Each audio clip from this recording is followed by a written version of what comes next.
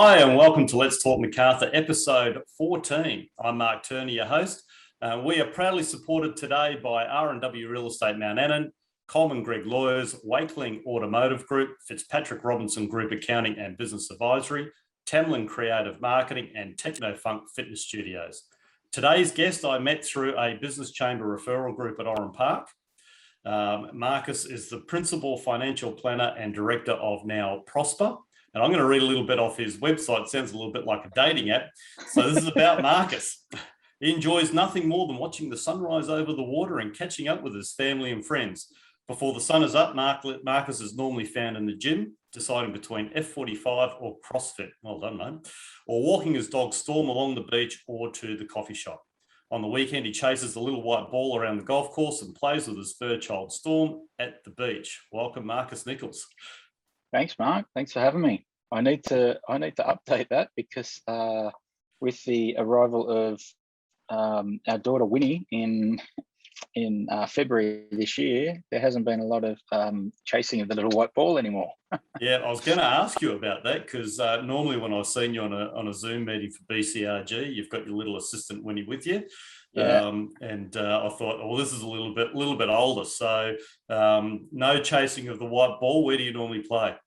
So I've got a membership at St Michael's at Little Bay, and I've also got a life membership down at Mollymook on the south coast. Nice, love Mollymook, great spot. Yeah, I fell into that purely because we used to go down there family holidays, and Dad got me into golf when I was 11 or 12, and they were trying to raise capital to do some works on the clubhouse at that point in time, and some letters came out about purchasing life membership, and I thought, well, you know what, if I'm going to keep coming down here, I may as well take advantage of it. So I did. Yeah, fantastic. When was the last time you had a game? The last time I had a game would have been earlier this year. It was just before lockdown. I've got a couple of mates that play, so we've been playing at Moore Park there in the eastern suburbs area.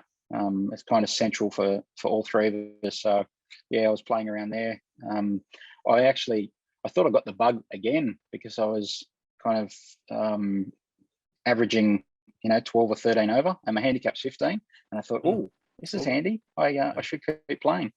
But I love getting out, playing, socializing. But it's kind of hard now having a young family. Getting out on the golf course for 4 or 5 hours makes it a little bit tough.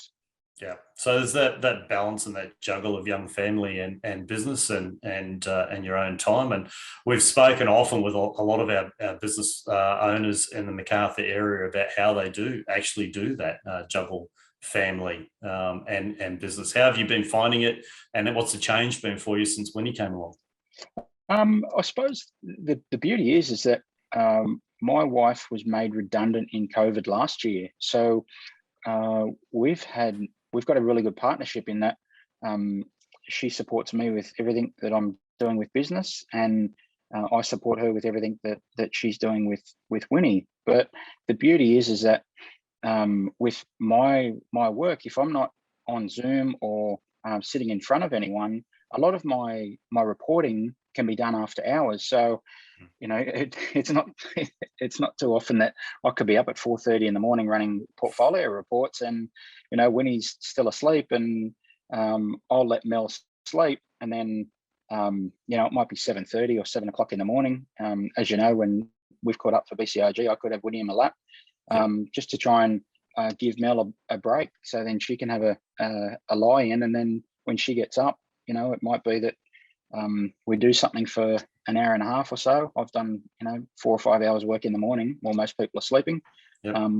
So that's the beauty we've got at the moment.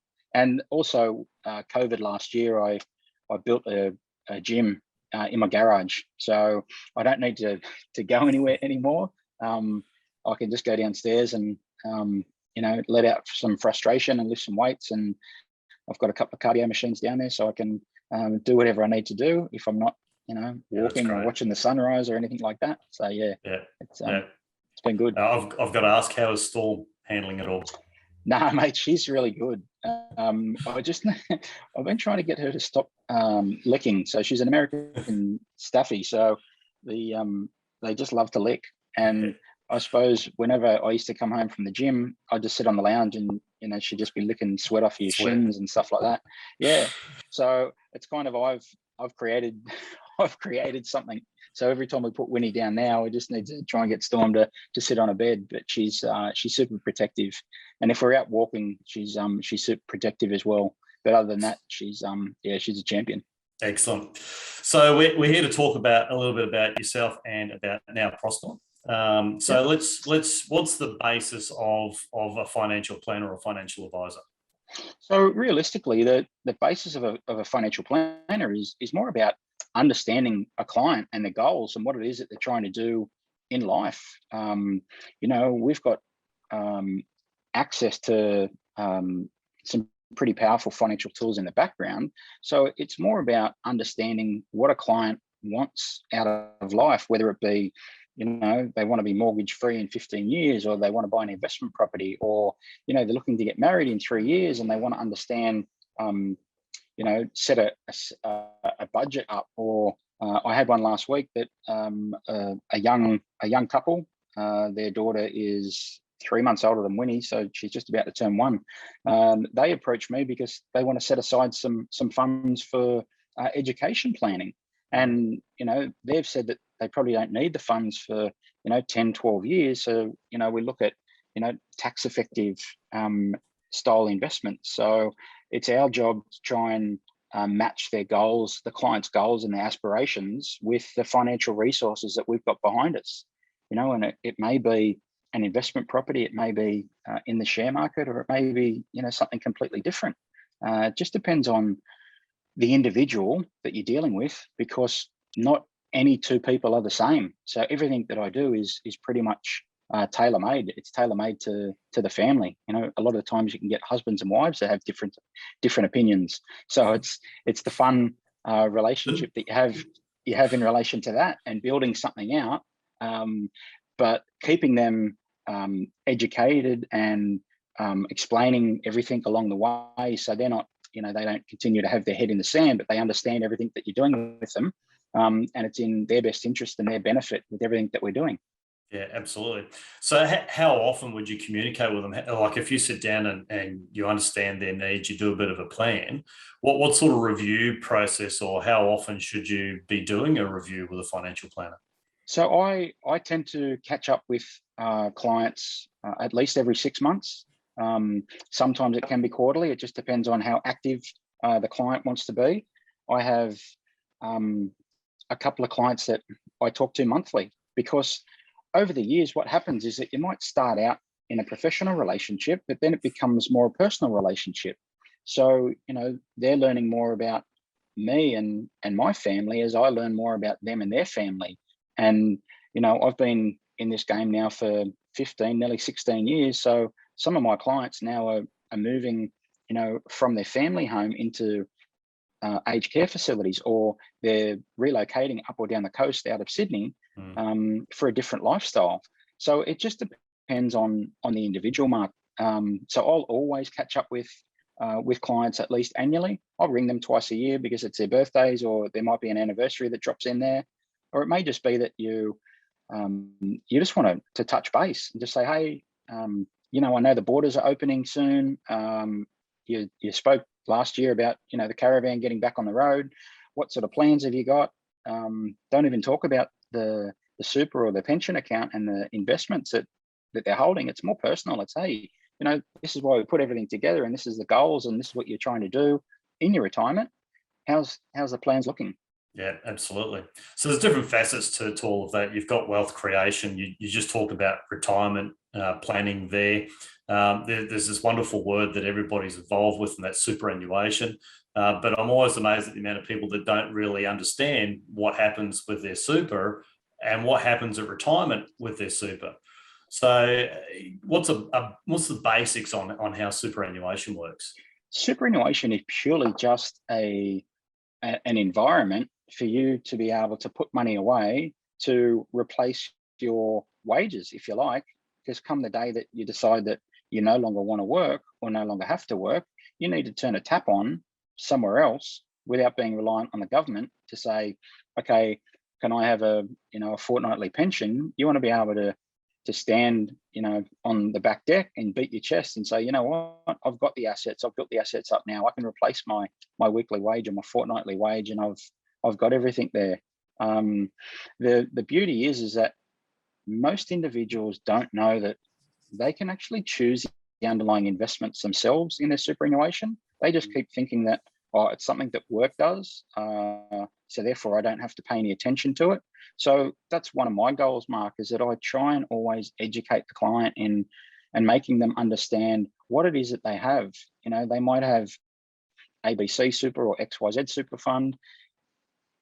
Are the underlying investments exactly what they want?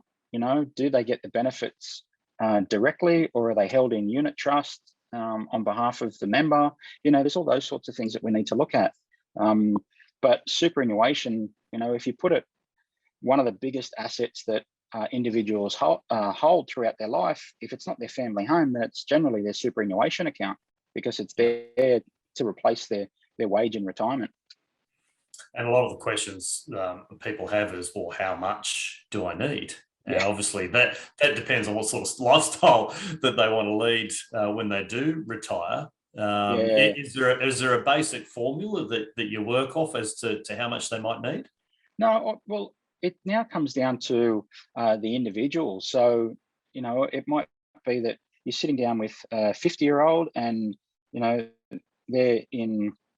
they've been working for an organization, for 25 years, and they're looking for retirement advice, but they're not quite sure of what they will need. So a couple of questions that I ask is, okay, if crystal ball, if we have the debt off our hands, the children are no longer living with us. Well, for most people, I don't know if that ever happens, but the children are no longer living with us. There's no large expenses anymore. Do you think you could live off, or would you be comfortable with the current income that you're bringing into the household, or would you like 75% or 50% of it? Just depends on their lifestyle and what it is that they're trying to do now, but also in retirement. Do they have a holiday home up or down the coast? Do they want to keep their family home and just make the trips up or down the coast? Or do they want to go, once borders open again, do they want to go to Bali and Thailand every year or every 2 years? So it purely just comes down to the individual. But more often than not, I try and factor in 75% of their pre-retirement income and say, okay, well, if that's the case, because in retirement, you're going to have no mortgage and you're not going to be paying, hopefully, not going to be paying any tax, then we want to make sure that you've got the right amount of lump sum that can afford you that lifestyle when the time comes that you do decide to stop working. So how often do people come to you and they've got X amount in their super, they've got their family home, they've probably got maybe a couple $100,000 left on their mortgage. So they're in a pretty good position. They're in their early 50s maybe. And then they come to you and say, well, this is where we want to be. At what point do they hit the panic button and go, I had a look at these tools online and it says you need this amount and this is the gap that you've got to be able to get there? And then they go to you, well, how do I get there? Does that happen? Yeah, but unfortunately, Mark, it's normally when they're 62 that happens. That they come to you and they say, I want to retire at 65. I've still got, let's just call it 50,000 on the mortgage. I've got, a couple of 100,000 in super. How do I maximize everything now? And it's like, well, hold on a second. You want to retire in 3 years' time. You're bringing X amount into the household and you want the same income in retirement in 3 years' time as you're earning now. That's when you kind of having those difficult conversations around, well, is 65 realistic? Do we need to bump it out to 67 or even 70? But I'll step them through that and I'll show them, Mark, and just say, okay, if you retire at 65 and this is how much money that you want, this is when your money runs out. If we move it out to 67, this is when it runs out. If we move it out to 70, this is when it runs out. But if we take a step back and say, just step me through those numbers. Why is it that you need, let's say 100,000? Why is it that you need 100,000 in retirement if you're not going to have the mortgage and your kids aren't going to be at home anymore and we don't have any expenses? Just step me through. I know that it's, you just want to replace your pre-retirement wage, but just step me through where that money's going to go. Because it may be, in realistic terms, it may be that they only spend 60,000. Yeah. So if you're saying to a client that 62, that they only need 60,000 instead of the 100,000, that could be an extra 12 years in retirement funding. And that makes a massive difference to them, especially if, you know, the only asset that they hold is, you know, the car and their super. You know, you now look at Centrelink and say, well, can we get $1 a pension in retirement? Because that then means that they could get discounts for, you know, their registration and their rates and, you know, the electricity and things like that, which sometimes can be anywhere from $1,000 benefit to $7,000 or $8,000 in discounted benefits. So that's the other thing that we try and do, maximize the benefits that they can get. Yeah, take it off the expenses. It makes the income not as much of a burden. 100%. Yeah. And mate, I did that last week with a client that came to me and said, you know, I've kept X amount in the savings account because I know that that's, you know, this individual had $150,000 in the savings account because he needed $60,000 a year for the next 3 years to live. And I said, but hold on a second. Do you know if we actually put that money into super and we combine that into super and then draw a small pension out of it, we can make that money grow at the same time as you fund your lifestyle? And he was like, I didn't even think about that. All I saw was the security of having that money there. But then if you then say, well, if at 67, we can then get Centrelink benefits, which might, you know, it may only be, you know, $1,000 a quarter that he gets back from Centrelink. It now means that the nest egg that he's got actually bumped out. I think it actually worked out at being 89. And he said, mate, I won't live that long. He said, if I'm still around, he said, mate, I'll be buying you beers every week. I was like, it's all right. That'd be right. Hold them to that. Yeah. So what does it cost? A lot of to have financial planning and advice. I mean, a lot of people, like I know when I was younger and I first had a look at a financial advisor, they were all linked to a product, right? And all they were salespeople for AMP or whoever it may have been at the time. And I know the industry has changed a lot since then. So now it's fee for service. So what does it cost on average to have a consultation and get your pathway in the right direction? So the initial consult doesn't cost anything. So I'll step you through my process, Mark. Is that I'll normally have a phone consult with a client and just try and understand their goals and where is it they're trying to do, and then I can send them a couple of questionnaires online, because instead of us sitting down face to face and going through, you know, some solutions, it might be I need to get a better understanding of where they currently sit. And it also means that they need to do a little bit of homework as well. You know, do they have a budget? Do they have all their super accounts in order? Do they have their mortgage statements? Do they have the insurance details? Because if they're coming to me and we sit down and go through all this stuff, I can't actually paint a picture for them if they don't have the information. So it kind of means that they've got to do a little bit of homework before coming to see me. And then what I do is I can then see if I can add value before we meet face to face, or more recently, we've been meeting over Zoom, because I can show them and I can use some tools to show the value that I can add.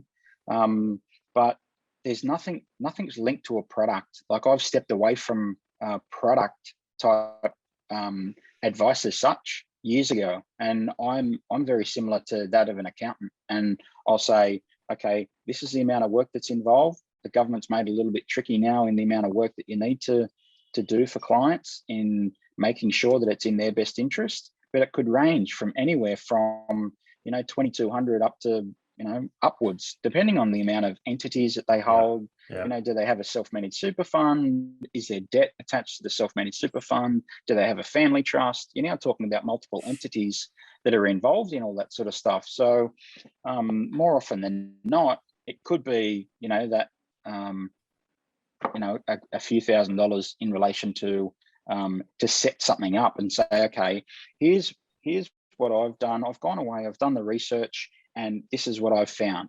Now, from there, they may say, Marcus, that's great. We want to take control of everything. So they go away and they do it. Or they say, Marcus, we want to engage your services ongoing. So that's when there's other fees that are involved. But I'll step all that out so they know up front exactly what's going to be coming either out of their bank account, their investment account, their super accounts, all that sort of stuff, because I want to make sure that there's no hidden costs and they're fully aware of everything that's going on every step of the way.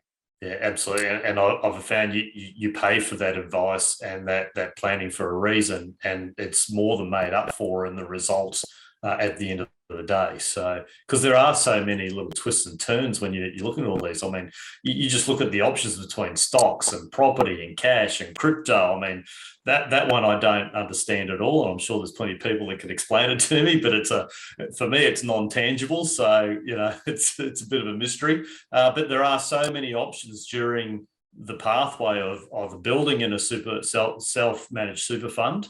Or assets that you want to develop, investment properties, stocks. It's a bit of a minefield out there for the average person. Yeah, totally. I mean, I had a young couple a few months ago that came to me, and they recently sold what was their home. They bought and redeveloped and moved into the new home. So therefore, they said, we just want to reduce our debt. And he said, look, I've lived a pretty comfortable life. I've traveled the world. He was like an ex-professional sportsman. And he said, look, now I've secured a job. I want to be able to make up for the lost time and build my superannuation out. He said, he came to me and he said, I'm just going to maximize my contributions into super for myself and my wife. And I said, hold on a sec. You may need access to that money. Why would you want to do that? He said, well, I haven't had any super contributions because I've traveled the world for 15 years. I want to make up that time. I said, but what if we could stage it? And what if we could do some, salary sacrifice with work and reduce your personal tax liability? And he's like, I didn't know you could do that. And I said, yeah, it's all above board. And, I said to that couple, they paid a few $1,000s to do it. In the first year, I'm saving $6,500 tax. Yeah, wow. And then if you look at the second year, it's saving that again. And it's just having some steps laid out so they can see it and they can understand it.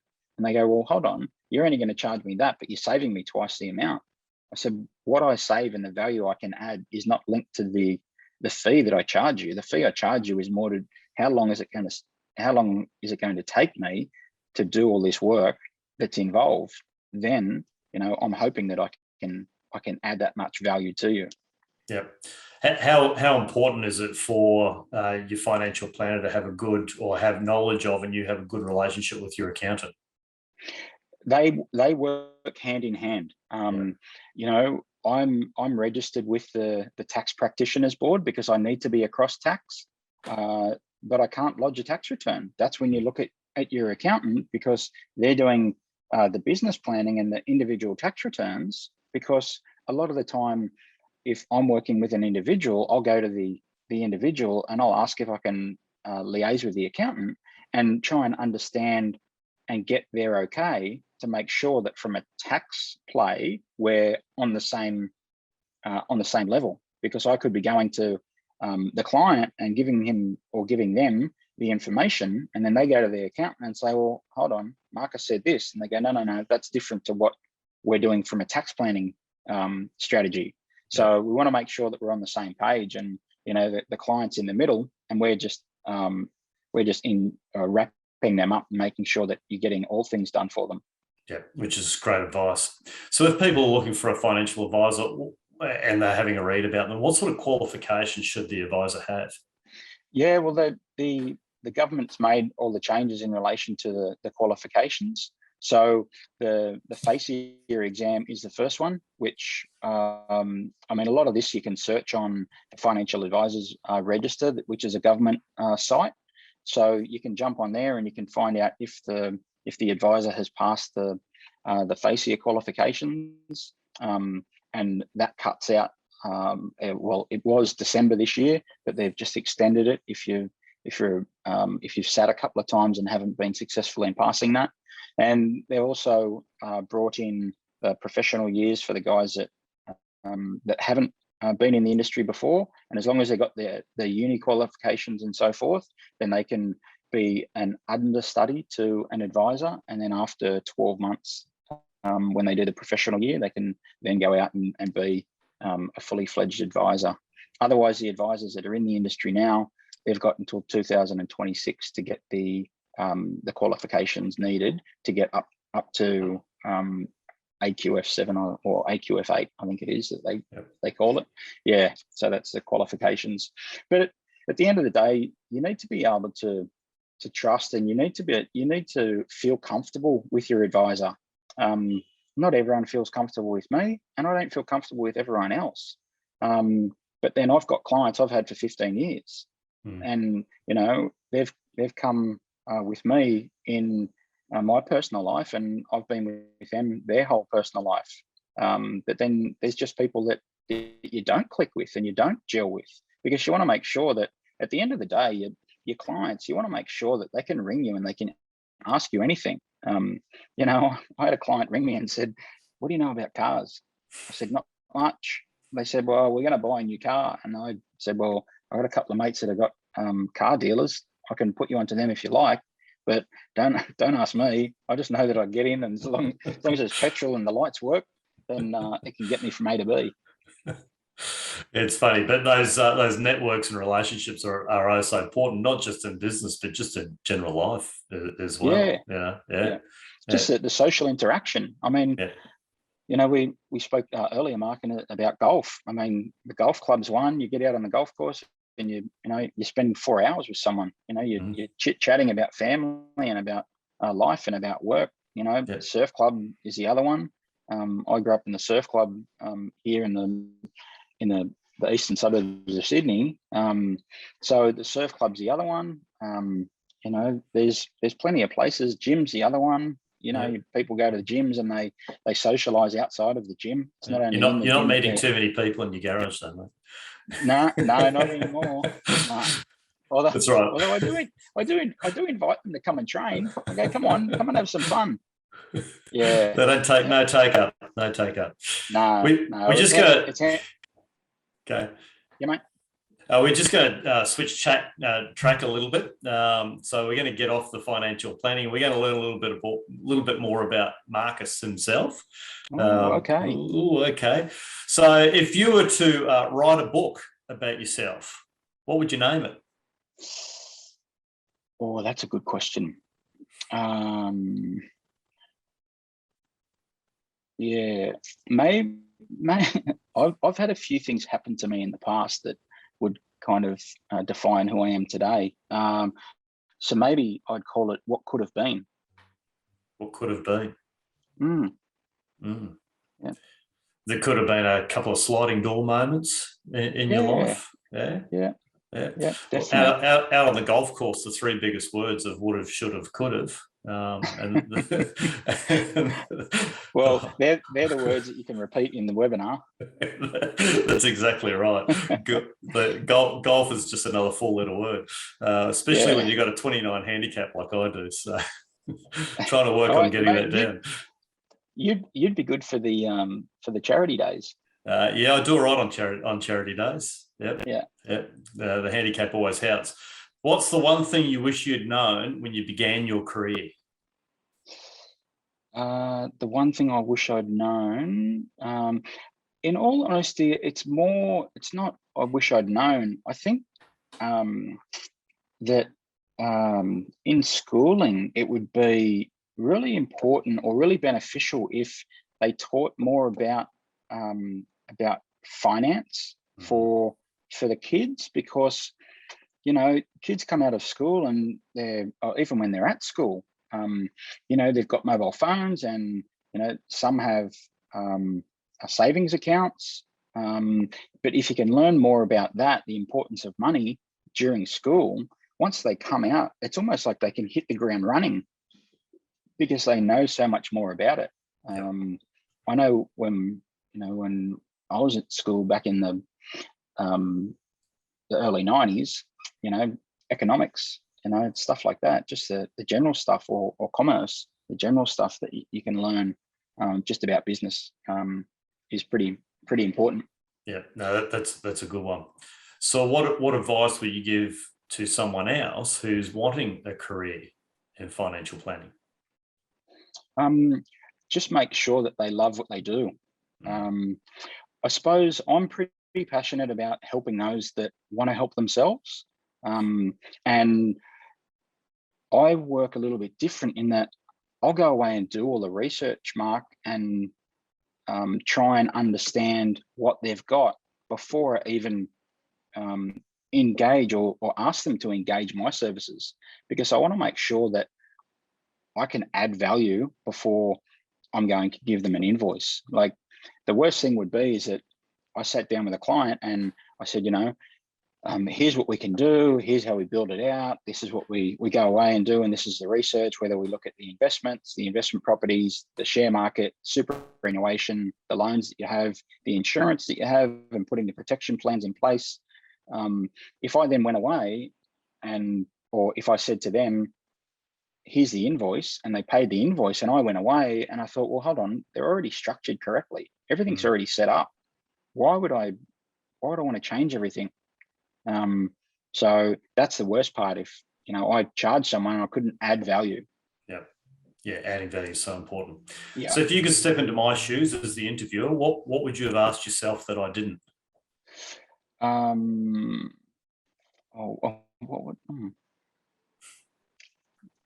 You come up with some tricky ones here at the end, Mike. I did warn you at the start. Yeah, true. I'm happy if there's nothing that you can think of. It means I've done my job. I can't think of anything. Here's one that would open me up.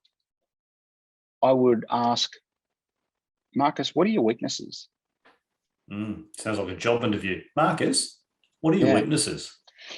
My weaknesses, Mark, are more that I spend a lot of time trying to find the perfect solution for the client.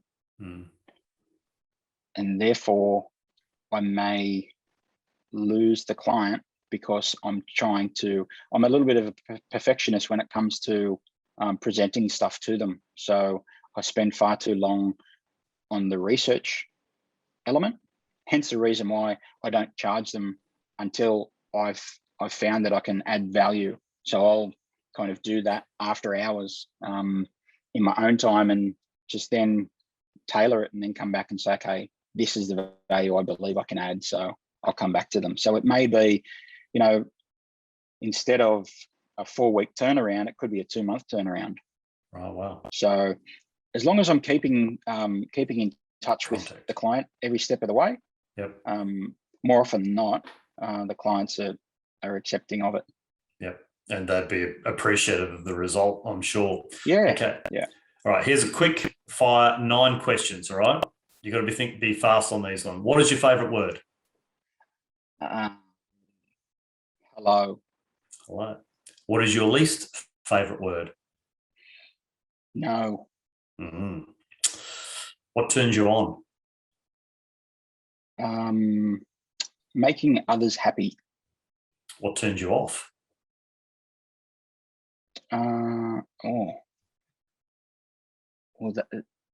What? You got me there. I don't know. You're always on. Negativity. Negative. That's a good one. Yep. Yep. What sound or noise do you love? The ocean, or the waves hitting the ocean. Yep. What sound or noise do you hate? Probably the car horn, like, because it shows the frustration in people just when they sit on the horn. I mean, when I drive, I very rarely, if like someone cuts me off, I just pull off the accelerator. I don't hit the horn. So yeah, I just think maybe the car horn.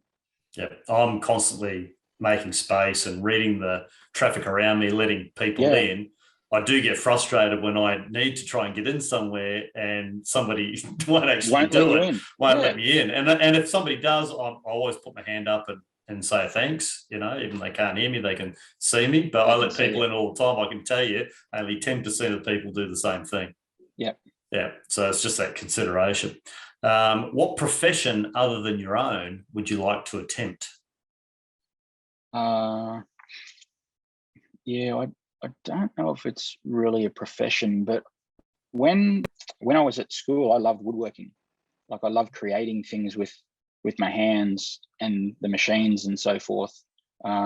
So I kind of have, if I had the space, I'd like to have a garage, or a garage that's big enough to have a gym and some woodworking equipment. So then I could, you know, whether you've got a lathe and you can make some things and do some things, tinker with the timber in the garage. Yeah, that'd be nice.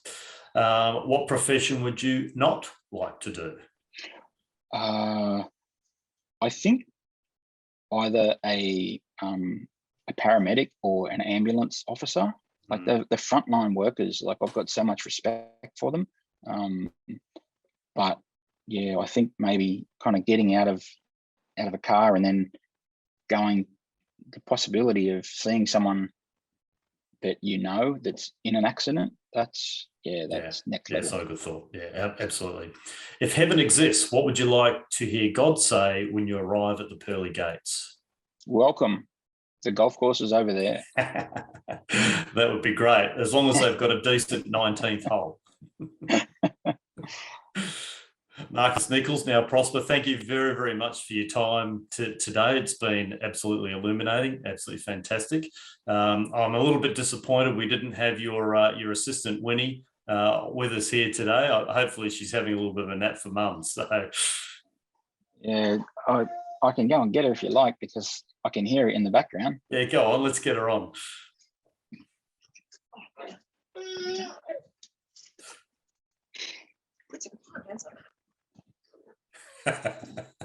Here we go. Come on, come and say hello to Mark.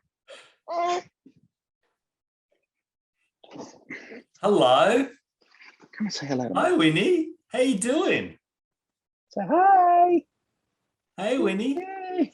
How old's Winnie now? Winnie will be 9 months next Friday. 9 months. Wow. Yeah. Goes pretty quick. This Friday. Yeah. It goes pretty quick. Goes very quick, and there's a lot of people that didn't like lockdown. I've loved lockdown for me because I've been able to spend a lot more time seeing her grow. So for me, having more family time has been really special. Hi, Winnie. Yeah. She's very grizzly. She's just starting to crack some teeth. Awesome. We all love that period. My youngest is now 22, so I can thankfully say I'm through all of that, which means now I can play golf on Sundays. So that's nice, Mark. Nice. Yeah, it is. All right. Thank you very much, Marcus. Thanks for having me. Be safe. No worries. Okay. You too. Bye.